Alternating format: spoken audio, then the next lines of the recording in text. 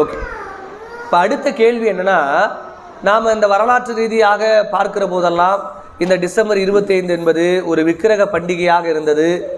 அதைத்தான் இவர்கள் கிறிஸ்தவ பண்டிகையாக மாற்றி என்ன பண்ணுறாங்க, கொண்டாடினார்கள் அப்படின்லாம் என்ன பண்ணுறாங்க, சொல்கிறாங்க. அப்போ நாம் மனம் திரும்பிய ஒரு தேவனுடைய பிள்ளைகள் ஏன் அந்த பண்டிகை திரும்ப நம்ம கொண்டாடணும், கொண்டாடாமே விட்டுறலாமே அப்படிங்கிற ஒரு கேள்வி நமக்கு முதல் கேள்வி. ஒரு சிம்பிளாக ஒரு பொது உண்மையை கேட்குறேனே, கொண்டாடாமல் இருந்தால் அன்றைக்கி நாம் என்ன பண்ணுவோம்? ஏன்னா கவர்மெண்ட் லீவு.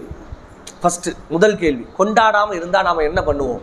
வீட்டில் உட்காந்துருப்போம், சாப்பிட்டுட்டு படுத்திருப்போம். மிஞ்சி போனால் ஒரு செய்தி யூடியூப்லேயே கேட்குறவனே வச்சுக்கிறேங்க. ரொம்ப நம்ம யோசிச்சா அந்த நாளை முதலாவது வீணடிக்காமல் இருப்பதற்கு தான் அந்த நாளை பயன்படுத்த வேண்டும் என்று நாம் முதன்மைப்படுத்துகிறோம். ஃபஸ்ட்டு அதுதான் காரணம். ஏன்னா ஒரு நாள், ஒரு முழு நாளை நாம் ஒரு வாய்ப்பாகத்தான் பயன்படுத்துகிறோம். கொண்டாடாத திருச்சபைகள் எல்லாம் எனக்கு வருத்து. நான் எப்போ கொண்டாடலாம்னு முடிவு பண்ணேன்னா, கொண்டாடாமல் இன்றைக்கு வரைக்கும் நிறையா திருச்சபைகள் இருக்கிறாங்க. அவங்க எல்லாமே இந்த கிறிஸ்துமஸ் மாதத்தை பயன்படுத்தி குறைந்தது 1 அல்லது 2 3 சுவிசேஷ கூட்டங்கள் நடத்துவாங்க. கிறிஸ்துமஸ் பண்டிகைன்னு சொல்லி எல்லாரையும் வரவழைச்சு சர்ச்சில் என்ன பண்ணுறாங்க, கிறிஸ்துமஸ் விழா அப்படின்னு எடுத்து கேட்டால் அவங்க என்ன சொல்கிறாங்க, இதை ஒரு வாய்ப்பாக நம்ம பயன்படுத்துகிறோம் அப்படின்னு. சந்தோஷம். இதை வாய்ப்பாக பயன்படுத்துகிற நீங்கள் சுவிசேஷம் அறிவித்து அவன் போனதுக்கப்புறம் அதில் உணர்வடைஞ்சு எவனாச்சும் ஒருத்தன் சரி இன்னைக்கு 25ஆம் தேதி இன்னைக்கு அவங்க சர்ச்சுக்கு போய் கடவுளுடைய வார்த்தை இன்னும் கொஞ்சம் கேட்டுட்டு வரலான்னு கிளம்பி வந்தால் அன்னைக்கு சர்ச்சு என்ன இருக்கும், பூட்டி கிடக்கும். கொண்டாடாத எல்லா திருச்சபைகளுமே, எனக்கு தெரிந்த வரைக்கும் எல்லா திருச்சபைகளுமே அந்த காலகட்டத்தை ஒரு வாய்ப்பாக பயன்படுத்தி சுவிசேஷம் அறிவிக்கிற நீங்கள் ஏன் அந்த நாளை பூட்டி போடுகிறீர்கள்?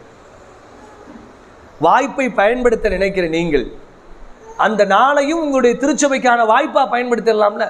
அப்போ அவிசுவாசிக்கு ஒரு மாதிரியும் விசுவாசிக்கு ஒரு மாதிரியும் நீங்கள் என்ன பண்ணுறீங்க?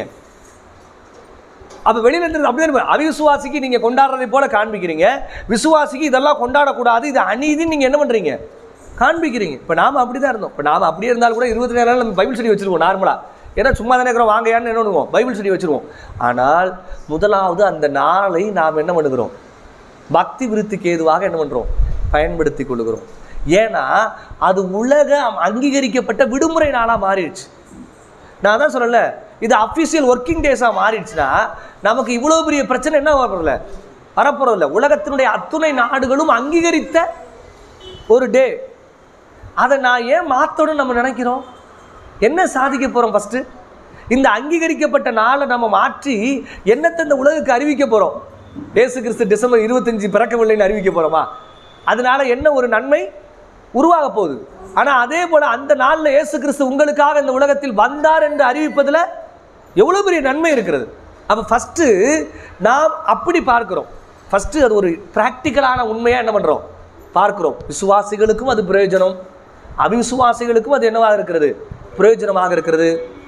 யூடியூப்பில் பேசும்போதே அந்த ஃபஸ்ட்டு வருஷம் 2018 பதில் பேசும்போதே சொல்லியிருக்கேன், கிறிஸ்தவ அடையாளங்களை காண்பிப்பதற்கு ஒரு வாய்ப்பாக இருக்குது. இன்றைக்கி நீங்கள் போய் ஹாப்பி கிறிஸ்மஸ் சொல்லும்போது யாரும் நம்மக்கிட்ட சண்டைக்கு வர மாட்டதில்லை.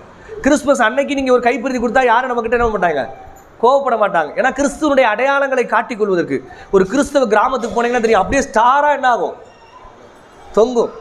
அந்த தெருவில் நீ போக போக அவன் மைண்டில் என்ன வரும், இவர்கள் கிறிஸ்தவர்கள், இவங்க கிறிஸ்தவங்க போல. நீங்கள் அந்த பேரை அவர்கள் உச்சரிப்பதற்கான ஒரு வாய்ப்பாக என்ன ஆயிடுது, அமைந்து விடுகிறது. இப்போ நம்ம சபையில் கூட ஸ்டார் கட்டில் ஏன் போடலாமே அப்படின்னு தான் அருண் கேட்டான். இந்த வேலைகளெல்லாம் முடிச்சிடுவோம், ஏன் நம்ம அடுத்த வருஷம் நல்லா என்ன பண்ணுவோம், ஒன்று போட்டு விடுவோம், நான் தெரியட்டும். அது ஒரு அந்த கிறிஸ்தவத்தினுடைய அடையாளத்தை காண்பிப்பதற்கு என்னவாக இருக்குது, ஏதுவாக இருக்கிறது.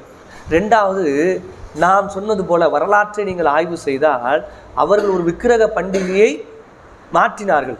ஆனால் விக்கிரகத்தை நினைத்து அவர்கள் என்ன பண்ணல, கூடி வரலை. ஈவன் 1ஆம் நூற்றாண்டிலே கிபி 336 தான் முதல் கிறிஸ்துமஸ் பண்டிகை என்ன பண்ணுச்சு, கொண்டாடப்படுச்சு. ஆனால் 9ஆம் நூற்றாண்டில் தான் கிறிஸ்துமஸ் பண்டிகை பிரபலமாச்சு.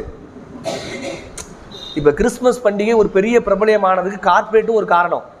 அதை சுற்றி நிறையா வியாபாரம், பிஸ்னஸ் இப்படி நிறையா வருது. 9ஆம் நூற்றாண்டில் தான் இங்கிலாந்து பேரரசு அதிகாரப்பூர்வமாக அறிவிச்சதுக்கப்புறம் விழாவாக ஆச்சு. அது வரைக்கும் அது ஒரு சாதாரண டேவாக கூடி வந்து நினச்சிட்டு போவாங்க. பண்டிகையாக மாறினதெல்லாம் வரலாற்றில் பின்னாடி தான். அப்போ முதல் நூற்றாண்டிலே கிபி 300 கூடினவங்களே யாரை நினச்சி கூடலை, தாங்கள் நினைத்த முந்தைய கொண்டாடிய பண்டிகை நினைத்து கூடல, நமக்காக பிறந்த இயேசு கிறிஸ்துவை எண்ணிதான் அவங்க என்ன பண்ணாங்க, கூடினாங்க. இப்போ ஒரு வருஷம் கிறிஸ்மஸ் தீபாவளி அன்னைக்கு வந்துருச்சு, என்ன பிரச்சனை நமக்கு? இல்லை நம்ம கல்யாண நாள் தீபாவளி அன்னைக்கு வருது, அதுக்காக கல்யாண நாள் கொண்டாடக்கூடாது, இது யாருடைய பண்டிகை, விக்கிரகத்தினுடைய பண்டிகை, அப்படி நம்ம நினைக்க வேண்டிய அவசியம் இல்லையே. உலகத்தில் எல்லா நாளும் ஏதோ ஒரு பண்டிகை என்ன ஆகிறது, கொண்டாடி கொண்டு தான் இருக்கிறார்கள். ஆகவே அவர்கள் அந்த பண்டிகை அந்த நாளிலிருந்து வந்தாலும் கூட அந்த நாளை நம் பக்தி விருத்திக்கு ஏதுவாகும், கிறிஸ்தவ அடையாளங்களை பிறருக்கு அன்பை பகிர்ந்து கொள்வதற்கு ஏதுவாகவும் இது என்ன ஆகிறது இருக்கிறது. விசுவாசிகளும் பக்தி விருத்திக்கு ஏதுவாக இருக்கிறனால இதை செய்வது தான் நல்லது. இல்லைன்னா ஒரு முடிவு எடுத்துக்கணும், அவிசுவாசிக்கு நாம் வாய்ப்பை பயன்படுத்துவோம், விசுவாசியை இது அநியாயத்துக்கு துரோகம் நம்ம அவன்கிட்ட என்ன பண்ணணும், சொல்லணும்.